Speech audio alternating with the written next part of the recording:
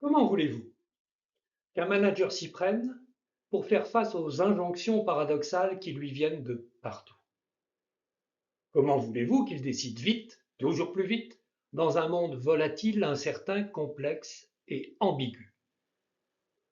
Pour réduire son temps de réponse, il ne peut que s'appuyer sur son vécu de manager. Il a fait réussir fort bien jusqu'alors. Hélas, il ne peut pas checker une par une toutes ses hypothèses managériales, sinon il n'agirait plus. Alors, il prend le risque de considérer ses vérités d'hier comme irréversibles. Son raisonnement en silo lui met des œillères. Il ne perçoit plus le monde tel qu'il est, mais tel qu'il est lui. Et alors, sous le joug de ses 188 biais cognitifs, il va commettre des erreurs de jugement. C'est inévitable.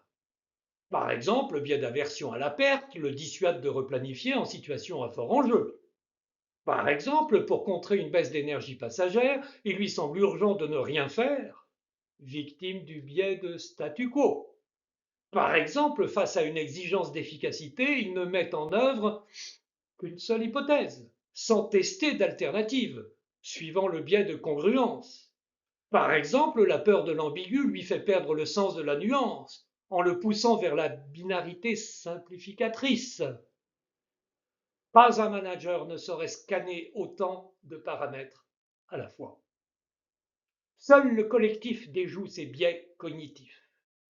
C'est pourquoi le processus épais consulte tous les N-1.